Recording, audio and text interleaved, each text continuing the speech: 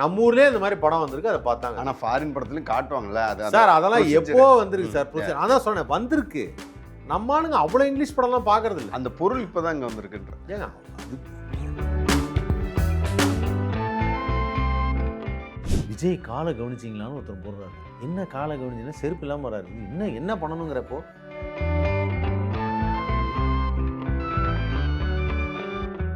கொண்டாடி தேவைன்னு ஒரு படத்தில் அழுதுருப்பாரு. அது ரொம்ப உண்மையாக ஒரு எமோஷன்ஸ். அதுக்கப்புறம் ரியல் லைஃப்பில் அவர்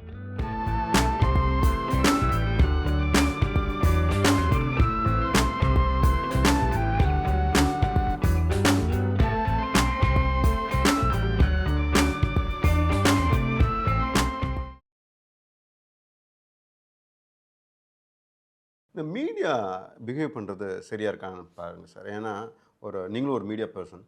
ஒரு துக்க வீட்டில் வந்துட்டு அவ்வளவு கன்ஜஸ்டடாக இருக்கிற இடம், அது ஒரு எமோஷ்னலாக இருக்கிற இடத்துல வந்துட்டு அவ்வளவு அதை கவரேஜ் பண்ணுறதுக்கு அப்படி முண்டி அடிச்சுட்டு இருக்கிறது, வர்றப்போகிறவங்களுக்கு டிஸ்டர்பன்ஸாக இருக்கிறது, அதை எப்படி பார்க்குறீங்க?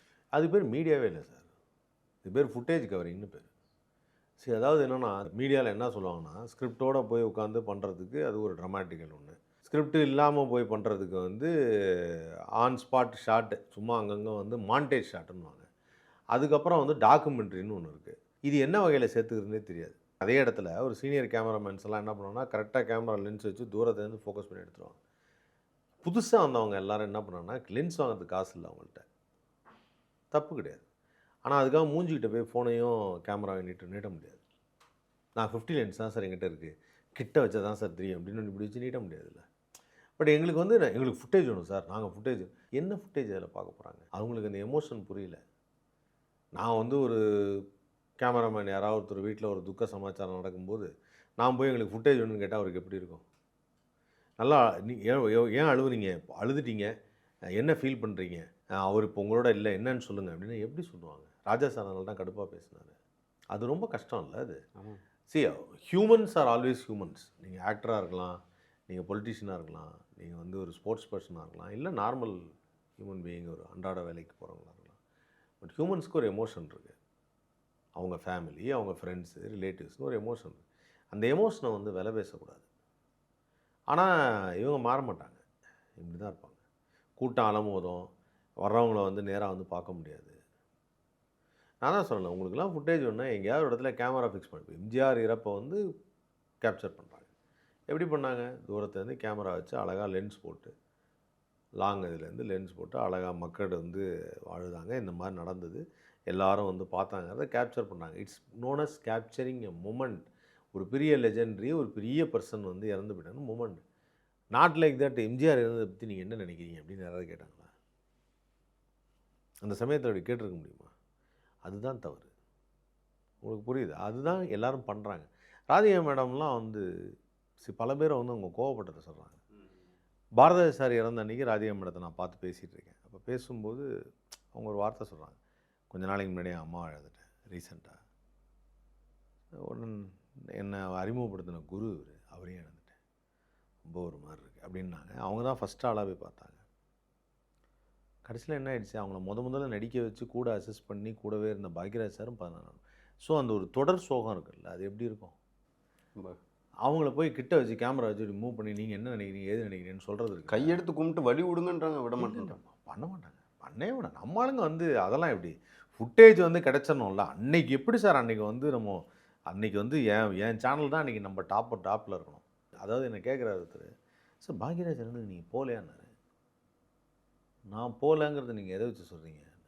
நான் கிட்டத்தட்ட ஒரு மத்தியானத்தில் ஆரம்பிச்சு நைட் வரைக்கும் இருந்திருக்கேன். இல்லை கேமராவில் அவங்கள பார்க்கவே இல்லையே. எவ்வளோ கேவலம் சார் அது, எவ்வளோ அசிங்கம் அது. அதாவது என்னென்னா ஒருத்தர் கேமராவில் இல்லைங்கனால அவர் அந்த இடத்துக்கு அவர் வரல. இந்த ரீசெண்டாக இப்போ ரஜினி சார்கிட்ட கூட கேட்டாங்களே, நீங்கள் விஜய் சாருக்கு விஷ் பண்ணலையாமே அப்படின்னு சொல்லிட்டு. நான் ஃபோனில் விஷ் பண்ணிட்டேன். எதுக்கு என்ன விஷ் பண்ணால் என்ன விஷ் பண்ணலன்னா அவர் முதலமைச்சர் பதவி ரிசைன் பண்ணிவிடுவாரா பிறந்த நாளுக்கு? இல்லை நான் கேட்குறேன், ஒரு முதலமைச்சர் பதவி ரிசைன் பண்ணிவிடுவாரா விஜய் சார்? ரஜினிகாந்த் எனக்கு விஷ் பண்ணலங்க அப்படின்னு. இல்லையே, ரஜினிகாந்த் சார் அவருடைய லைஃப்பை பார்க்குறாரு, அவரோட லைஃப்பை பார்க்குறாரு. அவங்க 2 பேரும் பர்சனலாக ஏதாவது பேசிக்கிறாங்க வராங்க.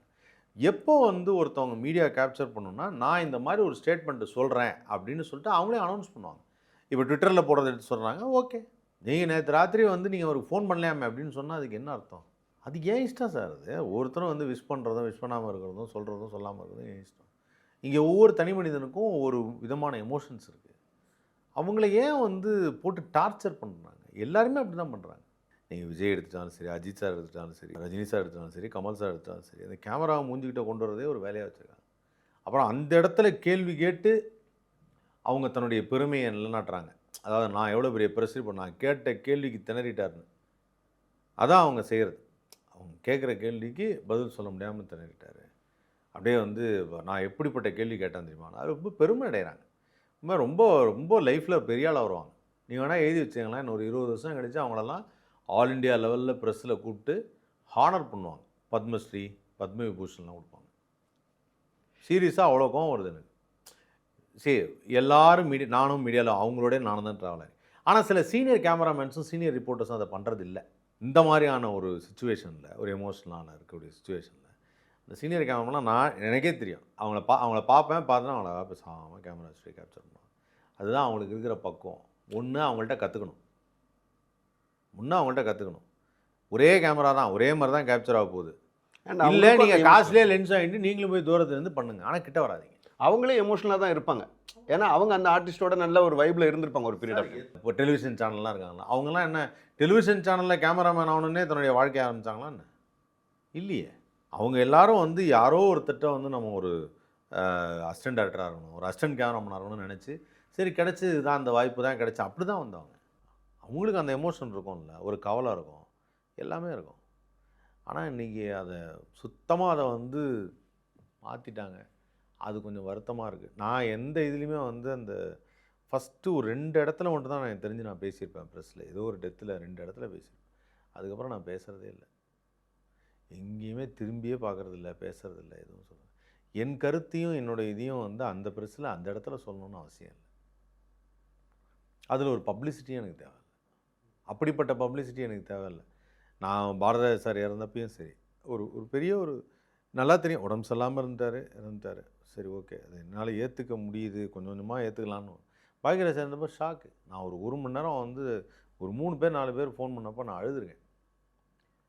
அப்படியே நான் அறியாமல் கண்ணில் தண்ணி வருது. எனக்கு என்ன லைஃபே தொலைச்ச மாதிரி இருக்குது. அப்படி இருந்தது. அதை நான் எதுக்கு போய் அவங்கள்ட்ட ஷேர் பண்ணுறது என்ன இருக்குது? அதில் அவங்கள்ட்ட ஷேர் பண்ணல என்ன இருக்குது? பார்த்திபன் சார்லாம் அழுததை போய் அவரை கிண்டல்லாம் பண்ணாங்க. பார்த்திபன் சார் எல்லாத்தையும் எடுத்து செஞ்சதை அவரை பற்றி ஒன்றே நெகட்டிவ் கமெண்ட் போடுறதுக்குன்னே நம்ம ஊரில் ஒரு குரூப் இருக்காங்க. ஸோ அவங்க ஒன்றே நெகட்டிவ் கமெண்ட் போடுறது. ஸோ பார்த்திபன் சார்லாம் வந்து நான் தான் சொன்னேன், பொண்டாட்டி தேவைன்னு ஒரு படத்தில் அழுதுருப்பார். அது ரொம்ப உண்மையாக ஒரு எமோஷன் சீன். அதுக்கப்புறம் ரியல் லைஃப்பில் அவர் அழுது அன்றைக்கி தான் பார்க்குறேன். அப்படி சோக்கிங்காக இருந்தது. அந்த அவர் பார்க்குறப்ப நமக்கு கண் கலங்கிருச்சு. ஒரு பையன் அழுற மாதிரி. ஆமாம், ஏன்னா லைஃபு எகெயின் லைஃபு. அந்த ஒரு அவர் கொடுத்த வாழ்க்கை, அதுக்கப்புறம் படம் பண்ணது, அதுக்கப்புறம் டைரக்டர் ஆனதுங்கிறது எவ்வளோ பெரிய விஷயம். அதெல்லாம் தன்னோட லைஃப்பில் வந்து இன்றைக்கி பார்த்திபன்னா அன்றைக்கி தாவணி கனவுல சான்ஸ் கொடுக்கலன்னா தெரிஞ்சிருக்குமா? வேறு யார்ட்டையாவது போயிருந்தாருன்னா தெரிஞ்சிருப்பாரா? இல்லை, நாளாக இருக்கும், வேறு மாதிரி மாறி இருக்கும். இல்லை, அதுதான் விஷயம். ஸோ மீடியா பர்சன்ஸ் இந்த மொபைல் ஃபோன் வச்சு எடுக்க, ஐயோ, அதுவும் இல்லாமல் பப்ளிக்கு அந்த மாதிரி டைமில் தான் வெளியில் வந்து செல்ஃபி கொடுங்க சார், ஒரே ஒரு ஃபோட்டோ சார். ரொம்ப கஷ்டமாக இருக்குது. மற்ற நேரத்தில் கொடுத்துருக்கேன், ஆனால் அந்த மாதிரி நேரத்தில் வந்து ஃபோட்டோ கேட்கும்போது சொல்லும்போதெல்லாம் ரொம்ப கஷ்டமாக இருக்குது. என்ன அவங்கள எதுவும் சொல்ல முடியல, ஆனால் இந்த கேமரா வச்சுருக்கவங்கள உரிமையோடு வந்து ஏன் இப்படி பண்ணுறீங்க அப்படின்னு திட்டணும்னு தோணுது. ஏன்னா கவலையாக இருக்குது. அவங்களுக்கு புரியாது, ஓகே, நீங்கள் எல்லோரும் நம்மெல்லாம் ஒரே இண்டஸ்ட்ரியில் தானே இருக்கிறோம், உங்களுக்கு தெரியாதா நம்ம எமோஷன் என்ன, கவலை என்ன? அந்த பொறுப்பு இருக்குல்ல, அவங்களுக்கு ஒரு வேணும்ல, அது இல்லைங்கிறது ஒரு வருத்தம். கொஞ்சம் நடிங்க பாஸ். அந்த டைம்லாம் வந்துட்டு உங்களுக்கு நிறைய ஃபேன்ஸ் இருப்பாங்க. கண்டிப்பாக எல்லாமே வந்து பாசிட்டிவாக தான் இருந்திருக்கும்.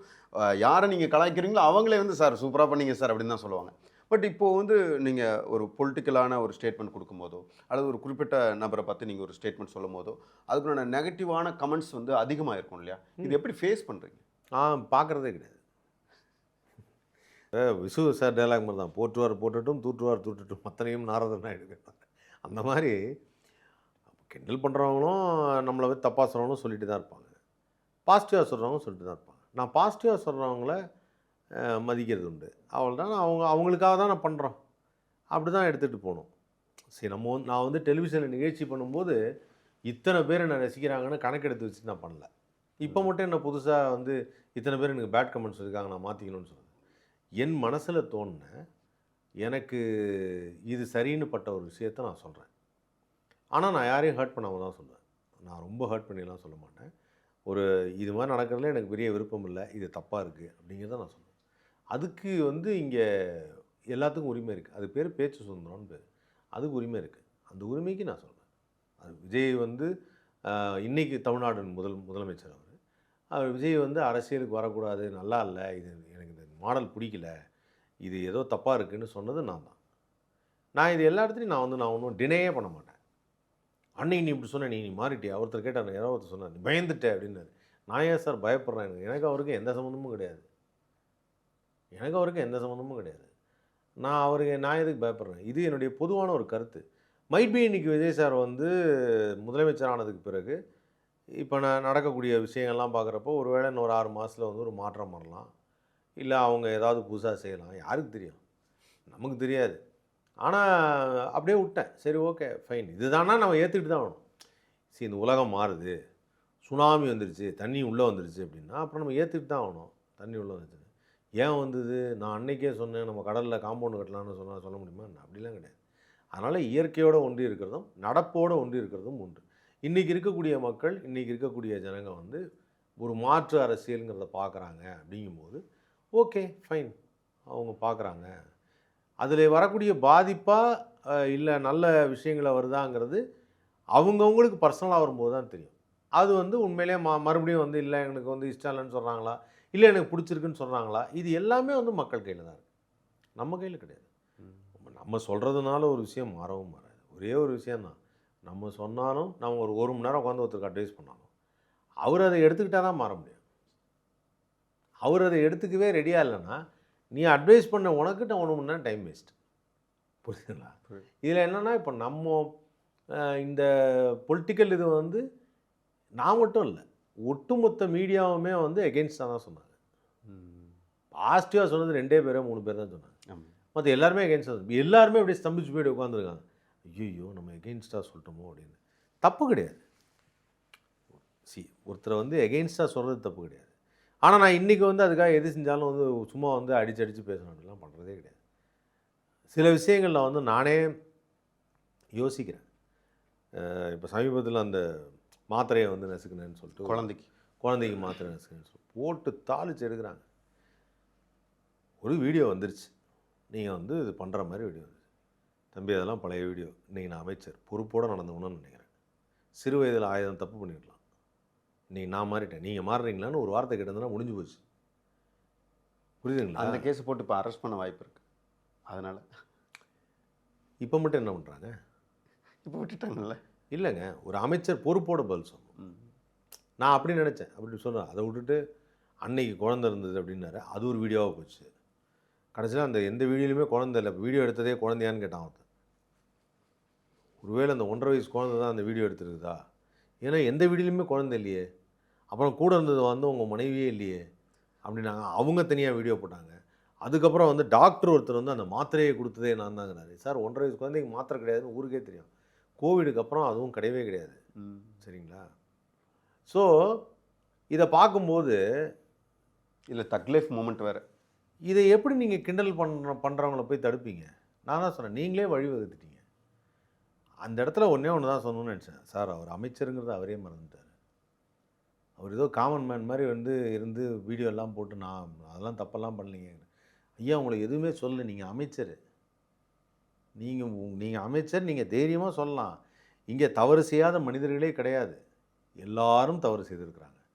சரி, வந்துருச்சு, ஒரு வீடியோ போட்டாங்க, யாரோ போட்டாங்க, எடுத்தாங்க. இல்லை சார், அதெல்லாம் ஒன்று இன்றைக்கி பொறுப்போடு வந்துன்னு நினைக்கிறோம், தயவுசெய்து இதை டிஸ்டர்ப் பண்ணாதீங்க அப்படின்னு சொல்லிட்டு போயிடணும். அந்த மெச்சூரிட்டி வந்து நிறைய பேருக்கு நான் வரணும் அப்படிங்கிறது தான். நம்ம வந்து ஒரு கல்யாணம் பண்ணுறோம், கல்யாணம் பண்ணுறதுக்கு முன்னாடி வந்து அவங்க அப்படி இருக்காங்க இப்படி இருக்காங்க, கல்யாணம் பண்ணிட்டு வந்தோன்னா அவங்க கேரக்டர் என்னன்னு தெரிஞ்சு போச்சு.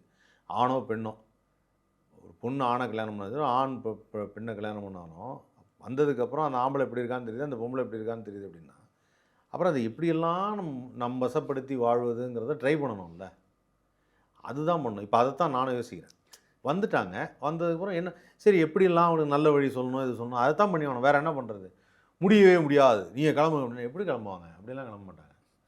மக்கள் தேர்ந்தெடுத்துருக்காங்கல்ல, அவங்கள அடித்து பேச முடியாது. 4 நாளில் வந்து பாருங்கள் இதெல்லாம் கெட்டு போச்சு, அது கெட்டு போச்சு சொல்ல முடியாது. வெயிட் பண்ணி பார்ப்போம். ஆனால் சில இடத்துல அவங்க நிறையா பேசணும், நிறையா வந்து மக்கள்கிட்ட வந்து நேரடியாக பேசணும், சில விஷயங்களை ரீல்ஸ் பண்ணுறதோட நிறுத்தக்கூடாது அப்படிங்கிறத சொல்லி தான் ஆகணும். அதை தான் சொல்கிறோம்.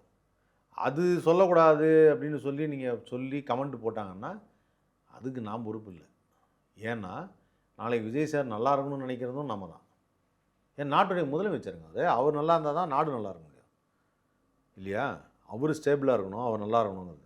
அப்போ அந்த பொறுப்பு மக்களுக்கு இருக்குல்ல, நமக்கு இருக்குல்ல. நம்ம இன்றைக்கி போயிட்டு சொல்லிவிட்டு நம்ம திடீர்னு எலெக்ஷன் எவ்வளோ எலெக்ஷன் பார்ப்பீங்க? எவ்வளோ திருப்பி வந்து ஏதாவது ஒரு கலவரத்தை பார்த்துட்டே இருப்பீங்களா? அப்படிலாம் கிடையாது. இருக்கிறத ஏதாவது பீஸ்ஃபுல்லாக கொண்டு போக முடியுமாங்கிறது தான் மேட்ரு.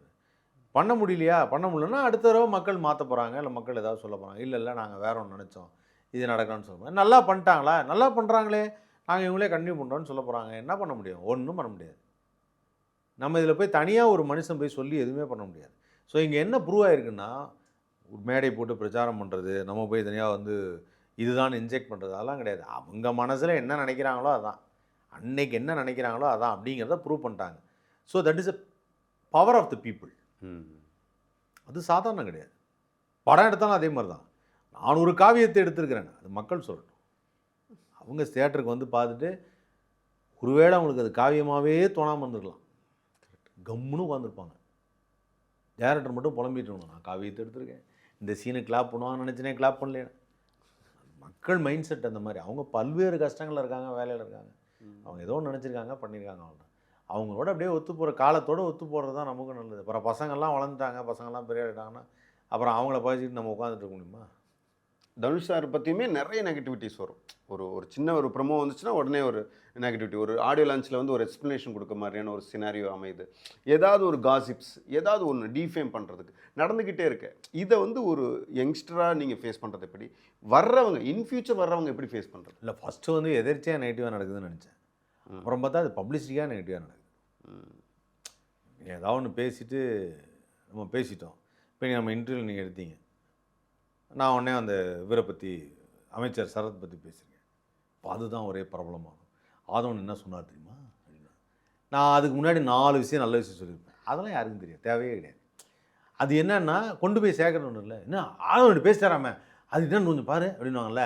அங்கேருந்து தான் நீங்கள் உங்கள் இதில் மற்றதெல்லாம் பண்ணிக்கணும். So it's a plant activity மாதிரி ஆகிடும். இப்போ அது மாதிரி இது எல்லாமே வந்து பார்த்திங்கன்னா, ஒரு படம் ஓடணும், ஆடியோ லான்ச் பண்ணிட்டோம், எல்லோரும் வந்துட்டாங்க, பாராட்டிட்டாங்க, அடுத்த வாரம் ரிலீஸ் அப்படின்னா ஒரு பப்ளிசிட்டி கிடையாது. ஆடியோ லான்ச்சில் நடந்த துயர சம்பவம், தனுஷ் இப்படி ஒரு வார்த்தையை சொல்லிட்டாரா, அவர் சொன்ன அந்த வார்த்தை, எதுவுமே இல்லை. அதான் சொன்னேன், கொஞ்ச நாளைக்கு முன்னாடி நியூஸே வேறு இல்லை. திடீர்னு பார்த்தா விஜய் காலை கவனிச்சிங்களான்னு ஒருத்தர் போடுறாரு. என்ன காலை கவனிச்சிங்கன்னா செருப்பு இல்லாமல் வராரு. இது என்ன பண்ணணுங்கிறப்போ எனக்கு ஒன்றும் புரியலையே, என்ன எனக்கு புரியல, எனக்கு என்ன பண்ணணும் இப்போ அப்படின்னு. செருப்பு போடாமல் வராரு சார் அப்படின்னு. அவர் கையை கவனித்தீர்களான்னு ஒருத்தன், அந்த கழுத்துக்கிட்ட என்னடா சொல்ல வரீங்க? ஏன்னா நியூஸ் இல்லை. நான் சொல்கிறது பெரிய பெரிய மீடியா சேனலுக்கே இல்லை, எதுவுமே இல்லைல்ல. ஏதாவது ஒன்று போடணும், போட்டுருவாங்க. அப்படியே அம்புக்குறி போட்டு இப்படி குத்தி குத்தி காம்பாங்க அந்த இடத்துல போட்டு. இது என்ன நடக்குது தெரியுமா? சமயத்தில் வாட்ச் டில் எண்ட் அப்படின்னு ஒன்று போடுவாங்க. எண்டில் இருக்க ட்விஸ்ட்டே வேறு அப்படின்னா, சமயத்தில் சில ட்விஸ்டெல்லாம் புரியவே புரியாது, நமக்கு பெரிய ட்விஸ்ட் ஆகிடும். அதுதான் ட்விஸ்ட். என்னென்னா ஆரோக்கியமாக மாறணும். ஆரோக்கியமாக மாறணும்னா எல்லாருமே தாட் ப்ரோட்டியாக யோசிச்சா ஏதாவது ஃப்யூச்சரில் ஒரு ஸ்டெப்பு நகரும். இல்லைன்னா ஒன்றும் இல்லை, இது டீக்ரேட் ஆகிட்டே வரும்.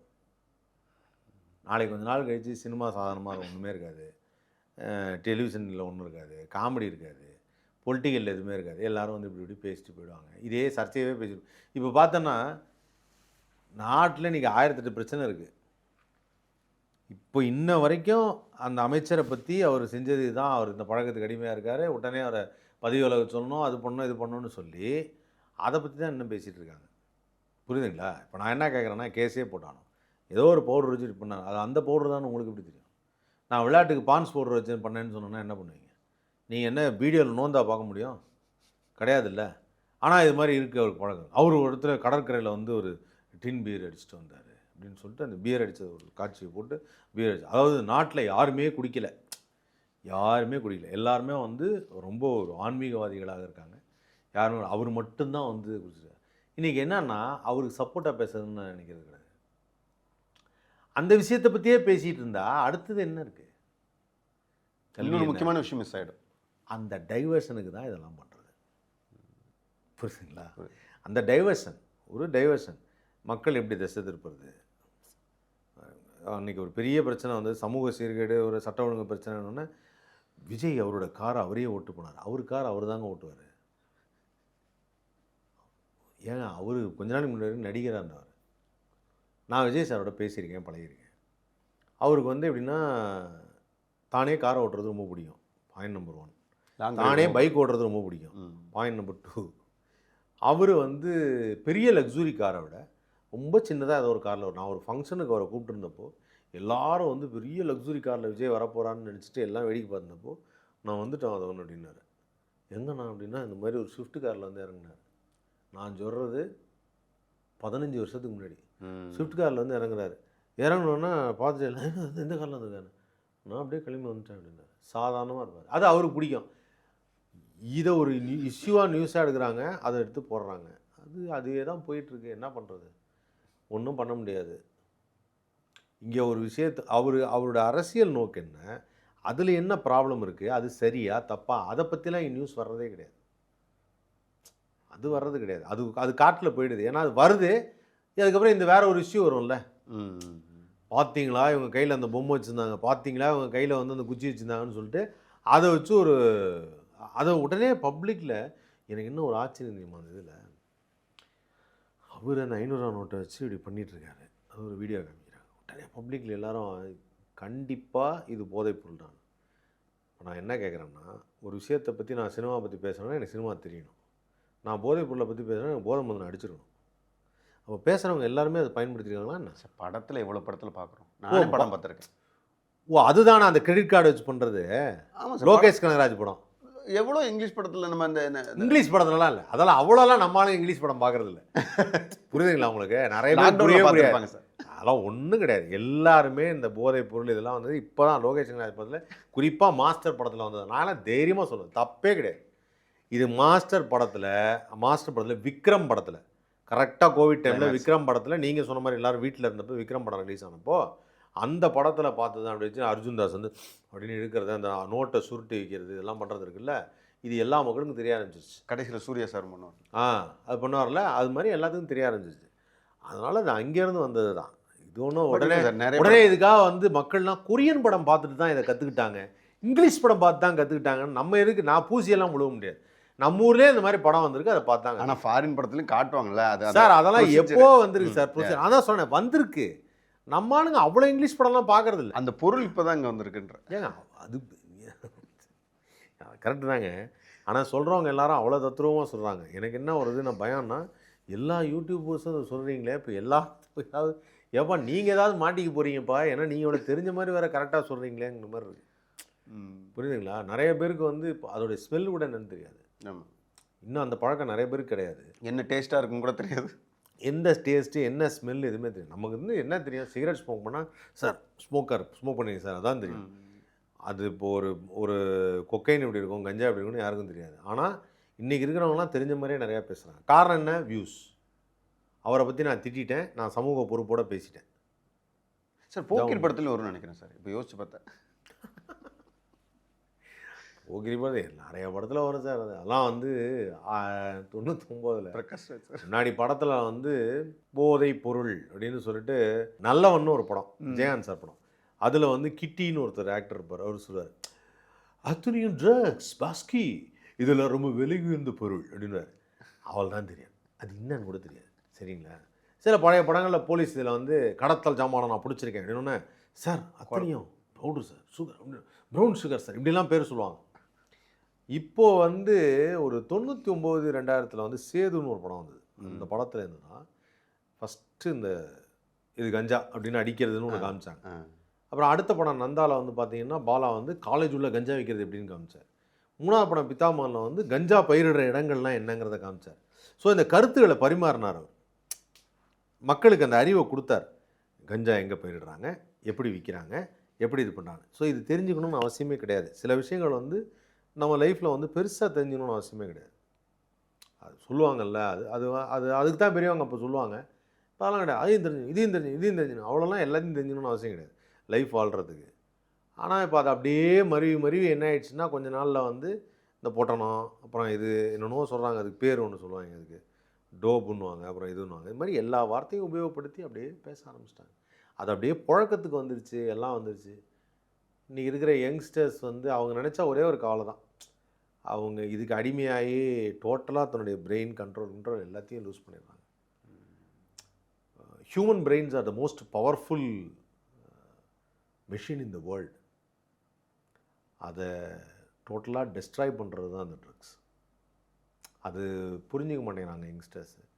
அவங்களுக்கு அது ஒரு பெரிய இதுவாக இருக்குது, ஜாலியாக இருக்குது, கெத்தாக இருக்குது, இப்படிலாம் பேசிக்கிறாங்க. அதுதான் இன்றைக்கி நடக்கக்கூடிய சமூக சீர்கேடுகளுக்கு மிகப்பெரிய ஒரு காரணமே அதான். அந்த அடிக்ஷன் தான் காரணம். மாறும்னு நம்புகிறோம், மாற்றணும். அதுக்கு மாற்றுறதுக்கு என்ன பண்ணணும்னா அதுவும் சினிமாவில் தான் முடியும். நல்ல சினிமா, நல்ல என்டர்டெயின்மெண்ட் இதெல்லாம் கொடுக்கும்போது மக்கள் கொஞ்சம் கொஞ்சமாக மாறுவாங்க, இந்த பக்கம் கொஞ்சம் பார்ப்பாங்க. யாராவது ஒருத்தர் அதை பற்றி நிறையா படம் எடுத்து கொஞ்சம் நல்ல ப்ரொடியூசர்ஸ் இந்த மாதிரி வந்து அமைஞ்சு இது பண்ணாங்கன்னா கொஞ்சம் நல்லாயிருக்கும். ரொம்ப நன்றி, உங்களுடைய நேரத்தையும் கருத்தையும் பகிர்ந்து. நன்றி. Thank you so much.